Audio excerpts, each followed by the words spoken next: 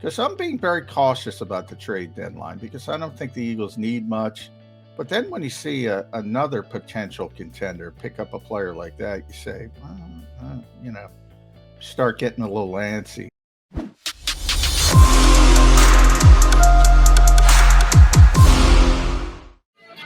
It is a football Friday here on Birds 365, an undefeated football Friday, as a matter of fact. And the Eagles will not lose this week. That's a guarantee. They already won, Jody. They already won. They already won this week. Okay, please explain. The New Orleans Saints, baby. Keep losing. Oh, okay. That's true. Losing. Yeah. Up to number 4 in the NFL draft as of right now, if you tack on last night's loss. But hey, gives the Saints this much. And the Cardinals, who, of course, the Eagles have already beaten, and they get the Saints later in the year. At least it was a watchable Thursday night football game, which is more than you could say for the last 2 weeks. I kind of projected that. You asked me on yesterday's show. I thought there'd be a little bit more explosiveness. Now, back-to-back pick sixes, that helps as well. But, I mean, Arizona's a little bit more, not a little bit, a lot more explosive with DeAndre Hopkins out there. And, that was another break. Everything's coming up Eagles this year. Everything. That's very true. But we knew that way back when, as soon as DeAndre Hopkins got his suspension.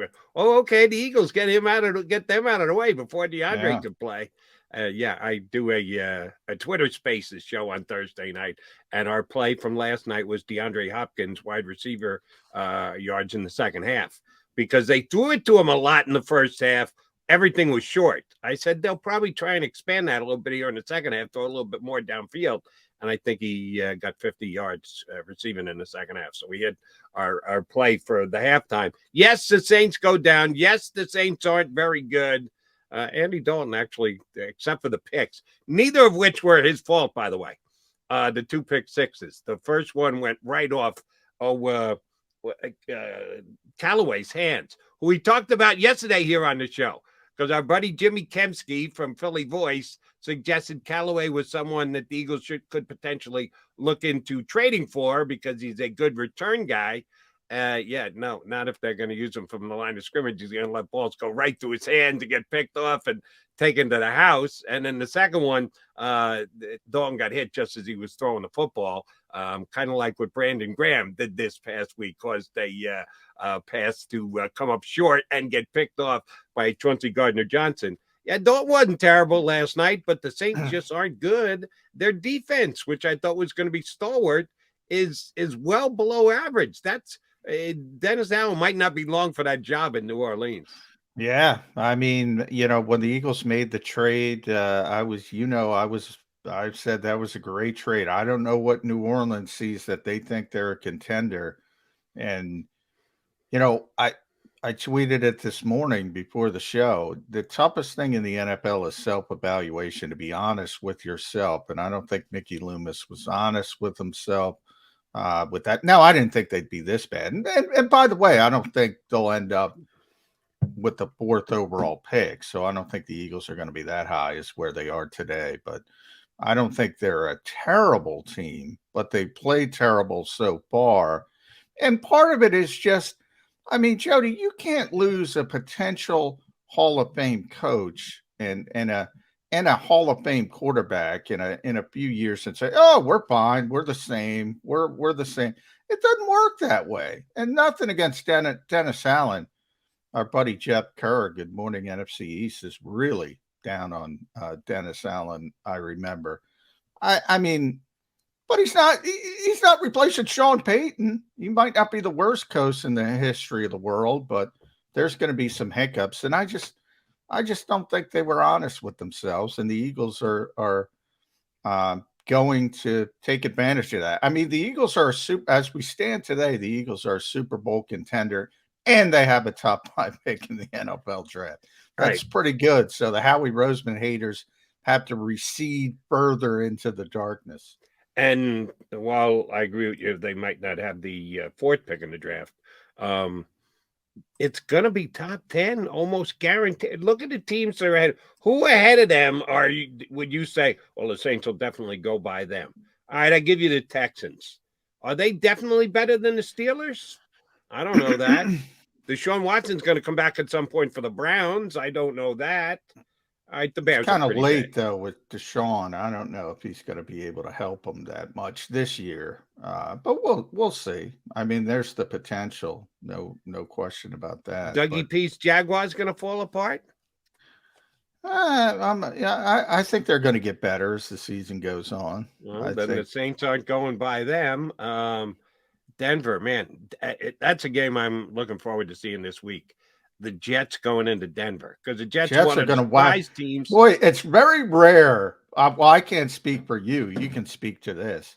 But if I'm a Jets fan, I'm really confident that they're going to wax Denver. I don't know if you can be confident as a Jets fan, but you should be confident. I'll just say that. Yeah, I don't even know the line on that game. My guess would be it would be about a pick 'em. And you're in Denver, so you should be a 3 or 4 point underdog at the least. And it'll probably be about a pick 'em because the Jets are actually playing better than the Broncos for sure right now. But that's going to be a top guaranteed top 10 pick. Could it hang in the top 5? If it does, wow, you're exactly right. Howie Roseman, 2020 hindsight, because that's what you have to do when you trade for a future pick. There's nothing to it but hindsight.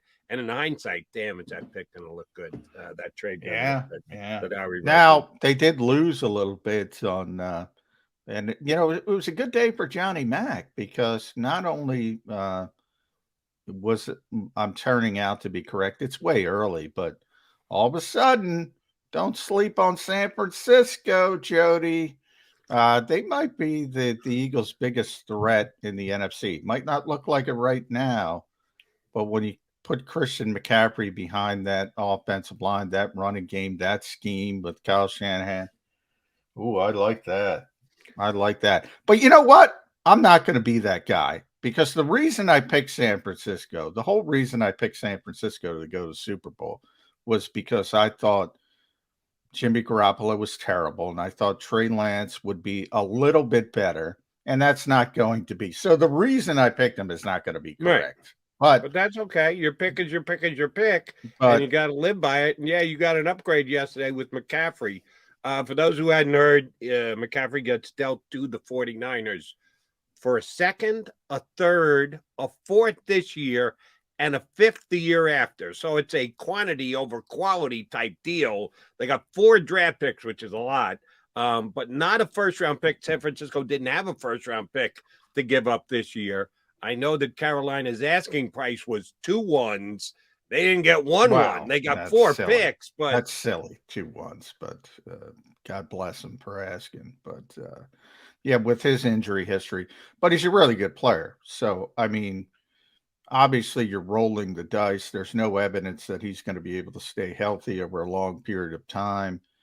But boy, if he does, oof, that's a tough guy to deal with. And they're a good team to begin with, and they have a very good defense. We know their scheming ability. They have to, they have a game manager quarterback, but he's already proven he can game manage his way deep into the playoffs. So you have to give Jimmy some credit there. Shield got me thinking yesterday. We had Shield Capati on the show yesterday because I'm being very cautious about the trade deadline because I don't think the Eagles need much. But then when you see another potential contender pick up a player like that, you say, well, start getting a little antsy. the old make a trade so that your chief rival doesn't step in. And get that all I'm saying is, if that works, that could bite you in the what for San Francisco. All right, but so you're not going as far enough to say the Eagles should have been in on McCaffrey and at least I'm not going maybe that run far. the price up. Because I think the Eagles are sensible, but sometimes sensible, when you do have the championship window open, sometimes you got to leave sensible in the back seat, so to speak, and you got to try to get over the hump. And that's a really difficult decision because long term, I don't like this move for San Francisco. I wouldn't like it for Philadelphia. The guy's injury history is the guy's injury history. It's not going to get better as he ages. Long term, I don't like it. Short term, that's the problem. That's the difficulty. Now, here's Eagle fans, if you want the really good news. Now, you're not going to get this from Nick Sirianni. You're probably not going to get this from Howie Roseman either, but you'll get it from Mac and Mac here on Birds 365. I know we need to stay narrow focus. Eagles are 6-0. They're a legit Super Bowl contender right now for this season. But for future seasons, the Rams have already dumped out their draft capital to try and get last year's Super Bowl, and are paying a bit of a price. You don't think that part of the reason that the Rams are 3-3 is because they didn't get a whole hell lot out of their draft class this past year because they gave it up to be able to get players for their Super Bowl run last year? Oh, yeah, that's a contributing factor. The 49ers will have next to no draft next year after taking a run at the Super Bowl this year. You better get there. You better make Johnny Mac right here, San Francisco, because if not, after the fact, you're going to pay a price. The Tampa Bay Buccaneers' success is all tied to a 45-year-old guy who felt the need to go, well, I'm not retiring. Who's talking about retirement? I'm not thinking about retirement. Okay, Tom, it's something that comes up every single day. And oh, by the way, he's not playing as well as he has the last couple of years. I'm not no massive drop off, but he's not the Brady we're used to seeing. So maybe Father Time is actually doing some damage there. And Aaron Rodgers is just not the same Aaron Rodgers in Green Bay. I'll look more at all the other contributing factors than actually the QB himself, but his team is mediocre. I watched my Jets go in there and dominate them on their home field last week. Who the hell's going to be the competition in the NFC for the Eagles in 2023, 2024, and 2025, Johnny Mac? Yeah, and that's why it makes it a difficult decision because, the Eagles are set up for a multi-year run. And you want to affect that by just trying to make a big splash at the trade deadline that may or may not work. Running back, we already went through it with JAKIB. Better chance for a running back to be a little bit splashier than certain other positions where it's not necessarily plug and play. It's a really difficult decision. And, when I talked about Mickey Loomis at the big self evaluation, you got to be honest with yourself. Do you need something? I don't think the Eagles need something. I think they're already a significant Super Bowl contender. I would go so far as to say the favorite in the NFC now. I think that's legitimate. Could they lose on a given day? I always go, Green Bay, San Francisco last year, San Francisco, Dallas last year. The Packers should have won. Dallas should have won. They didn't. So anybody can lose on any particular day. But their margin of error is larger than these other teams. I personally don't want to mess with that. Don't want to affect that. But I understand the people who have an opposite thought as well. And oh, by the way, from a wagering standpoint, before the season started, you had the Eagles win at 11. Last week of the preseason, they looked good enough to me that I jumped at 12. The over-under is 13.5 right now, which means and the juice is on the over side, which means that they're leaning toward 14. Who else in the NFC is going to win 14 games? Not anybody. I don't think anybody's got a chance to win 14 other than the Philadelphia Eagles. Yeah, Minnesota, we've talked about. We already saw Minnesota from an Eagles perspective. They're not good enough to be in that range. The Giants, I don't think they're good enough to be in that range. Can the Cowboys get hot if Dak Prescott hits the ground running? Maybe Dallas is the second best team.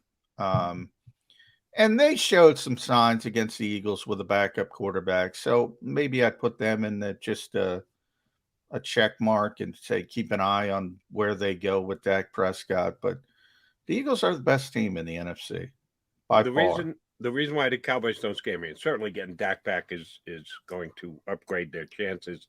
I thought their defense would come in here and play a little bit better, and the Eagles moved the ball really easily against them in the first half.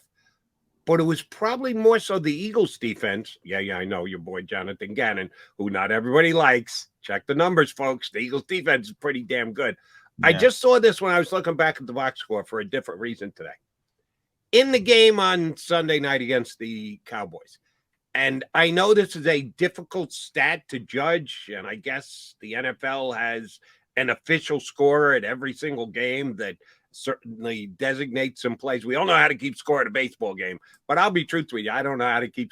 What does constitute a pressure is debatable. It's like subjective on every single play. And another one of those that is kind of subjective, but I couldn't believe the domination in this category. How many passes do you think the Eagles defended in the game against the Cowboys? A lot. Bradbury had a bunch, I think. Yeah, I'm already on. 6 or 7, I'd say, somewhere in there. How does 12 sound? Oh, wow. They had 12 passes defended in the game. And again, subjective the way that it scored. How many do you think the Cowboys had? 1 or 2? 3. And do you know who had 2 of the 3? It wasn't Diggs. No, he had a goose egg. Parsons? Micah Parsons yeah. had 2 of their 3 defended passes. They only had 3 for the entire game, and Parsons, Mr. Outside Edge Rusher, speed to the quarterback, had 2 of their 3 passes defended. Yeah, I don't know that those box scores. I assume you're talking about the NFL box score. Yeah. I'm looking at, yeah, they had 12. That's ridiculous. They didn't have 12. Like I said, it's subjective. You're a guy who likes to chalk up the hurries and the pressures. They're very subjective. Yeah. No, yeah. So I'm looking, that's why I'm looking at PFF right now. I'm seeing they're more realistic. They have the Eagles at 7. I think that's more realistic. But still good. 7 is a ton, by the way. 12 is ridiculous. That's what I'm saying. That's why, even though Dak comes back, the Eagles defense is better than the Cowboy defense. And right now, with the way Jalen Hurts is playing, the Eagles offense is better. The Cowboys have an overrated CD Lamb and Pete Frank and Joe playing wide receiver for them these days. Yeah, and the Eagles have really disappointed. and AJ Brown. I'm really disappointed in CD Lamb this year. I'm really disappointed because I thought he had a chance to be, one of the top 5 receivers in football. He hasn't come close to that. Now, again, maybe when Dak comes back, maybe that changes. Look, but what I said originally, like I would keep an eye on the Cowboys more than Minnesota or the Giants, is all I'm saying. Still think the Eagles are better. Yeah, I just see the Eagles is better than everybody in the NFC, and it's not really close. All right, we are close to punching up our first guest. We haven't had him up in a couple of weeks. It's always fun when he does join us. Now of the Philadelphia Inquirer these days, and you can also read him after the games on Sunday here on JAKIBSports.com. Joe Sandler-Liquido going to jump in with us here on Birds 365.